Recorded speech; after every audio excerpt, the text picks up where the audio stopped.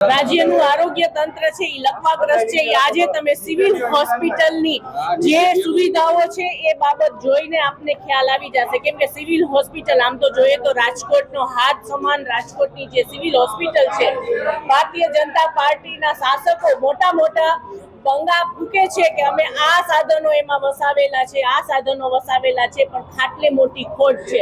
હમણાં જ આરોગ્ય વિભાગના અધિકારી આવ્યા ત્યારે પણ એને જે મેડિકલ સ્ટોર માટે થઈ અને જે દવાઓનો જે સ્ટોક છે અને એનું ટેન્ડર જે પ્રક્રિયા છે એ પણ જ્યારે બંધ કરાવી છે, ત્યારે ભારતીય જનતા પાર્ટીના જે મેડિકલ માફિયાઓ છે એ પોતાના બાપની પેઢી સમજીને સિવિલમાં જાણે કે બધા કામ કરતા હોય એવું ચોક્કસ લાગી રહ્યું છે। આજે તમે જોશો કે સિવિલ હોસ્પિટલમાં થેલેસેમિયા હોય, ડાયાબિટીસ હોય કે હડકવાની રસી જેવી જીવન રક્ષક દવાઓની પણ અછત છે। અને રાજકોટની ટીઆરપી ગેમ ઝોનની ઘટના બાદ જ્યારે ફાયર સેફટીના જે સાધનો રાખવામાં આવ્યા છે એમાં પણ કરોડોનો ભ્રષ્ટાચાર છે થયો હોય એવું ચોક્કસ લાગી રહ્યું છે, કેમ કે થોડા દિવસ પહેલા જ જ્યારે અહીંયા આગની ઘટના બની તો આ સાધનો છે એ કંડમ હાલતમાં જોવા મળ્યા હતા। ત્યારે આવા દરેક મુદ્દે અમે સિવિલ સર્જનને સિવિલ હોસ્પિટલના દરેક મુદ્દે આજે રજૂઆત કરવા માટે આવ્યા છીએ।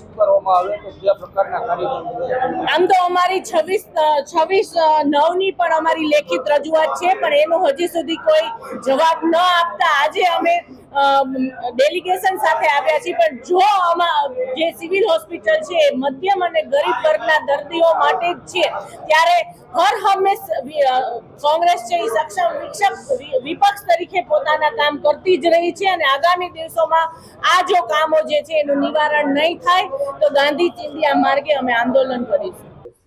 એમણે દવાના જથ્થા વિશે વાત કરી, થેલેસીમિયાના જથ્થા વિશે વાત કરી, રેબીઝના જથ્થા વિશે વાત કરી અને બીજું ડોક્ટર્સની સ્કેર્સિટી વિશે વાત। કોઈ પણ દર્દીએ મને રજૂઆત કરી નથી। તમારા સુધી વાત કોંગ્રેસે પહોંચાડી એવું થયું ને? કોઈ પણ દર્દીએ મને રજૂઆત નથી કરી। અચ્છા, દર્દી અત્યારે કોઈ પણ દર્દી મારી સમક્ષ રજૂઆત કરવા 2 દિવસમાં આવ્યા નથી। છેલ્લા 2 દિવસ મને જાણ નથી ને કોઈ દર્દીએ રજૂઆત નથી કરી મને। તમે મને એવું કહો બોલો।